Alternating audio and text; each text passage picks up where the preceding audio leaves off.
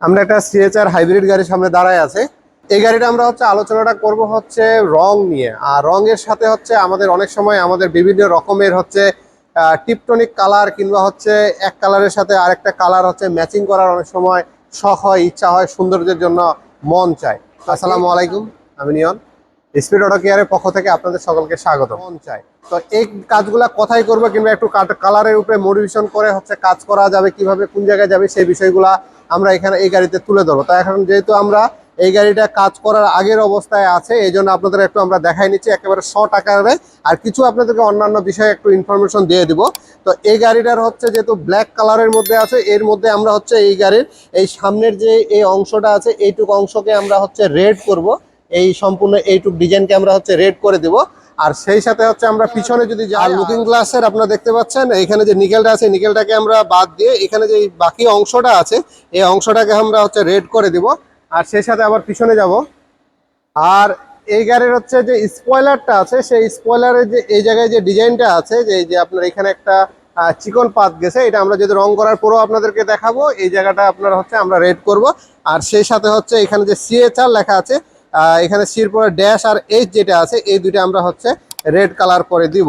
তো এই গাড়ির এই মডিফিকেশনের কাজগুলো করব। আর সেই সাথে এই গাড়ির দুইটা দরজার মধ্যে একটু অ্যাক্সিডেন্ট হয়ে গেছিল, বলতে একটু লাগছিল। তো লাগার কারণে এটা আমরা ফুল এটার কালার মিলায় 100% একুরেট কালার করে দেওয়ার চেষ্টা করব।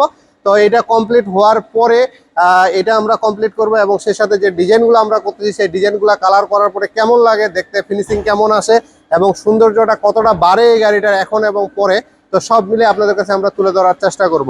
ততক্ষণ পর্যন্ত আপনারা আমাদের আগামী ভিডিও দেখার জন্য আমাদের চ্যানেলটিকে অবশ্যই সাবস্ক্রাইব করে রাখবেন। আর সেই সাথে বর্তমানে আমাদের দেশে বিভিন্ন জায়গায় যেহেতু প্রশাসন এই মুহূর্তে নাই, সেই জন্য বিভিন্ন জায়গায় বিভিন্ন রকম অকারেন্স হচ্ছে। এই জন্য আমরা যেখানে গাড়ি পার্কিং করব কিংবা যে জায়গায় আমরা গাড়ি রাত্রেবেলাও রাখি কিংবা আমাদের বাসা বাড়ি, সব জায়গায় কিন্তু বিভিন্ন রকমের ছিনতাই কিংবা ডাকাতি কিংবা চুরির বিষয়গুলো কিন্তু ঘটে আসতেছে। আর সেই সাথে নাশকতার একটা বিষয় আছে।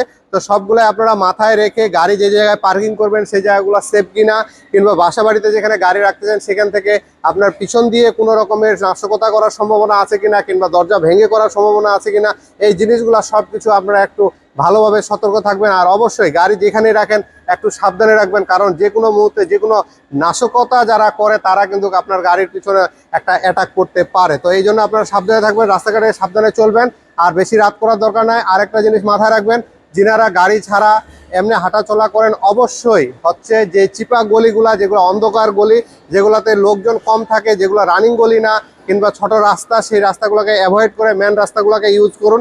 কারণ বর্তমানে আমাদের একটা চক্র কিন্তু আমাদের পিছনে খুবই লাগছে আমাদের ক্ষতি করার জন্য। তো সব মিলে আপনারা আমাদের সঙ্গে থাকবেন, আমাদের জন্য দোয়া করবেন। ধন্যবাদ।